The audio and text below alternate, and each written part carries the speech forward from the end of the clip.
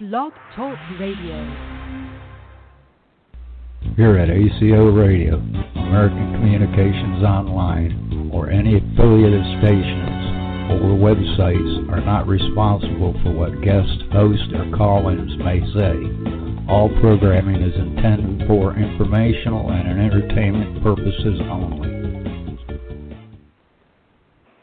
Hello, world. This is TJ Marsh, and Hello, you're everybody. listening to our Hi. syndication with Janet Care We're Lessin. both here. Go ahead, Hi. Janet. We have two shows calling in at the same time, so we haven't done this in about 3 years, so we're having fun here. Anyway, we are syndicated. I was in the middle of saying hello to everybody, and then your disclaimer came in. It's like, what? Okay. Anyway, let me pick up, and then we'll go back to TJ, and TJ can say hi. But this is a panel with Karen Gresham Nickell, Janette and Lessin, Theresa, Janette Morris. Okay, and today's an episode of UFO Secret Space. And this is part 2. We did our part 1 show with Karen in our panel last week, and it was so much fun. We're doing it again. We might do this forever. Who knows? Well, we'll do it periodically. But Karen, I don't know if I can live that long. Yeah, none of us know how long we're going to live anymore. It's like you used to think you had a certain amount of time, and then these pandemics come in. It's like, oh no, this might be my last day. This might be my last year. It's a new way of thinking of the world and life. Anyway, I'm not going to go through Karen's bio. I have a page up on AquarianRadio.com. I think TJ has it up on her website, so she'll tell you about where she's listed today's show. So I will pass the talking to TJ, and I'm so you learn our voices. I'm Janette Care Lessin, and that's TJ. And Karen, say hello. So we got your voice. Yeah, I'm glad to be here tonight with you guys. It's always fun. We always have a good time. Yes, we do. Okay, TJ. Now I'm past. So we have this virtual talking stick, and the other person's supposed to shut up when the person gets the talking stick. It's a theory. It doesn't always work. I'm passing it to TJ, and it doesn't mean you take it for the whole time. You're supposed to talk for about 3 minutes to 5 minutes, and then you pass it on because it's a round table. We're going around the table. Okay, TJ. Hello. Okay. Hi, Janet. Hi, TJ. Janet's in Hawaii. Hi, Karen. This is great. Hi, I'm in Dallas. Florida. You're in Dallas, and Janet's in Maui. Yeah, that's a triangle. Folks, yeah, we got a good thing going here. There are 3 women. I've got it called Cosmic Awakening on my site, Ascension Age, with Karen Gresham Nickell, Janet K. Lessin, and Theresa J., because it wouldn't let me. I already had too much on it. But at least when it shows up on Spreaker and on YouTube, it'll show, Karen, Janet, and Theresa up there. But this one for me is Cosmic Awakening, Ascension Age. Now, Janet, on Spreaker, when it hits YouTube, what's your show called tonight? I can't see your title. What's your title? I put it up. I put it up on UFO Secret Space because that's a site we created a couple of years ago. We both have at least at one point we both had a copy of it. So I looked the other day and I still have it. And so that's where we have it for now. But those are great. I might both yeah. Well, we have all these names we put up there. It's too many, but I looked and I saw that I still have the website. But what do you want to talk about? I think last week we started on, a bunch of different things. I forget all we talked about. It was a really good show. But Karen, I would like to hear. I would like to hear, Janet, what your background in relation to Zecharia Sitchin. That was really interesting. Would you tell us about that? I would. So in 1997, I moved in with Dr. Lessin. I was living on Oahu. I met him at a conference, and he was teaching Tantra in Santa Cruz. I think it was Santa Cruz, California, or Santa Clara. Anyway, we met at Mount Madonna, wherever that is, and it was a yogic ashram type place. And we were doing a conference there. We were renting out their space, and we were attending a conference, and Dr. Lessin Sasha was teaching the Tantra. And I had always wanted to formally study Tantra. I was back dating again. I had been married monogamously since I was 16, so I was in my 40s, 42, 43 then. So after like 20 years of being married to different people, 22 years, I wanted to study relationships. I wanted to know why my relationships kept failing. and the common element was me, of course. So it was like, well, there must be something I'm doing wrong. So I ended up contacting the teacher of the Tantra part of this whole conference. And I said, I want to come to your part of the conference. What are you going to charge me? And he said, I waive my fees entirely. I went, what?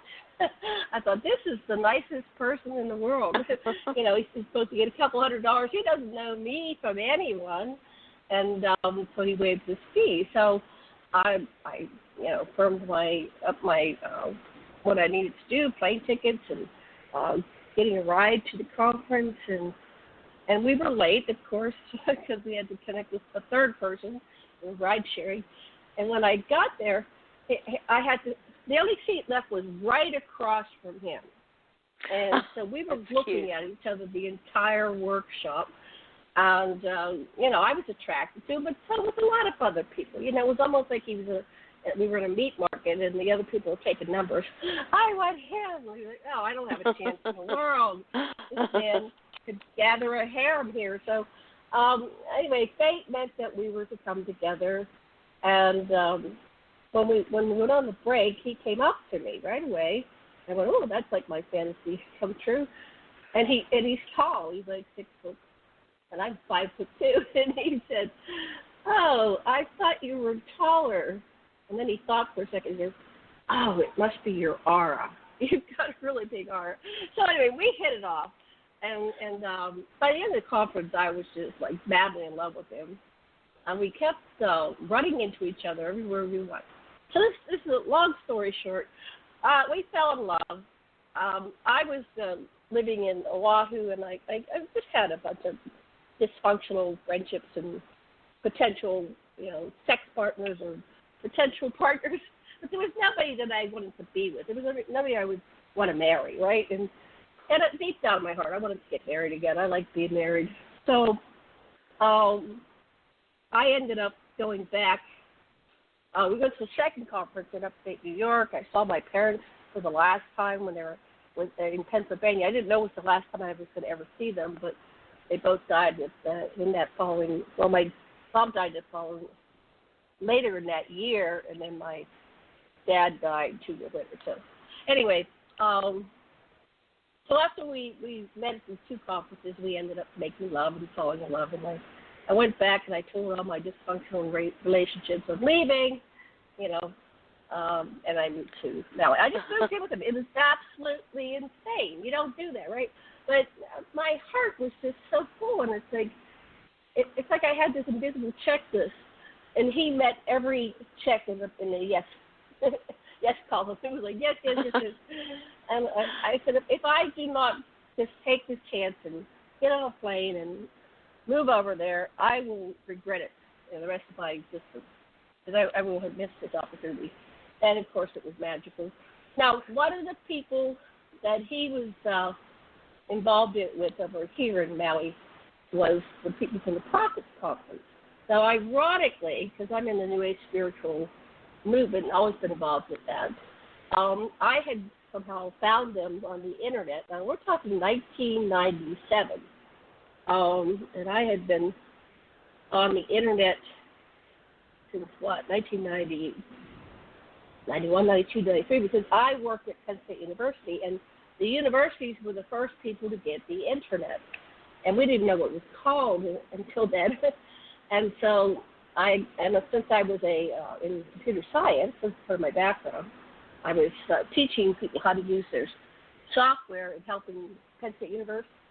The university, we were transferring from paper, the old forms you fill out, to a whole system, which was 40,000 people ended up using. And I was part of the IT team. And involved in all the meetings, and I always end up in the president's office.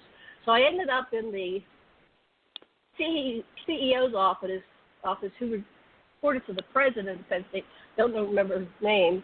But we're talking about the head of a 40,000 person organization, and then they have, I don't know, 100,000 students or something. So there I was, doing, and I'm only like a moderate computer science person. So, but I learned that whenever you need help, you get a geek. So anyway, fast forward, I got involved with I learned about listservs and emails and how to find people. So I found Cody and Robin Johnston. Now, Cody and Robin were tech savvy, right?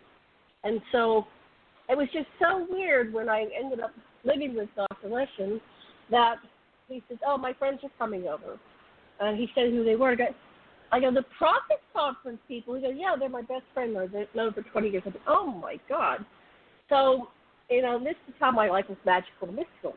So I ended up getting an invitation to become the first Zechariah Sitchin certification program because they were sponsoring Zechariah Sitchin.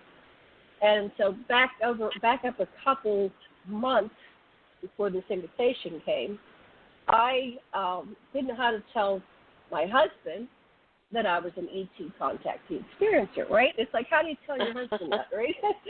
And so I put The Gods of Eden by William Bromley on the back of his toilet seat, the little shelf above it, because he'd always read in the bathroom, right? He always reads there. And it sat there for a while, and I go, "Oh, this isn't working." And I was really kind of afraid of saying it, because the worst thing would have been I got rejected. "Oh, you're some kind of, you'll phone that," and blah, blah, blah. But he came out of the bathroom one day, and someone goes, "Where did you get that book?" I go, "Well, I brought it," and he said, "Is there more?" So he ended up actually going with me down to Borders. Never Borders.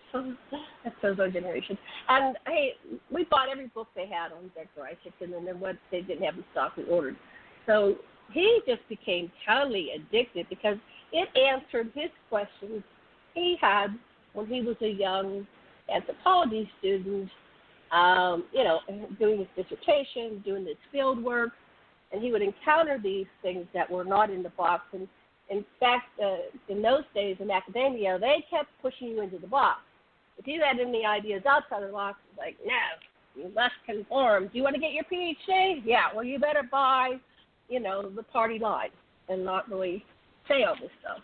So he had encountered stuff, and they were just, things he couldn't explain. But when I got him into the Sitchin books, it was just phenomenal. So then when we got the invitation, and we didn't have a lot of money, but we pulled it together each and every time. It was like the universe wanted us to do this. And so he was hooked. So anyway, we were blessed to stay with Zechariah. Now, Zechariah was a little wonderful, strange man, had a funny voice. He was, and I'm learning the difference. There's Hasidic Jews, Orthodox Jews, secular Jews. My husband was raised, he's very kind of New Age Jew, very loosey-goosey. And each of them have different, it's kind of like, the Catholics and the Christians and the Mormons, different sections. So he was kind of New Age Jewish, but Zechariah was probably Orthodox. So he was always conflicted about how did these things resolve with his studies. And so studying, I saw Shitzel recently on, it was in an episode, and I highly recommend it. It was about these Jewish people, their culture, but all they do is study the Torah. They study it like every moment of their lives. The men do. They go every day and study it. So, of course, Zechariah was part of that culture where all they do is study it. And they actually they take it apart, word by word, syllable by syllable, letter by letter. And that's how he got immersed in the study, because that was his culture. I guess this whole new revelation about the culture. So he he was so, and they're detail oriented. So he wrote a series of, I don't know how many books, it was like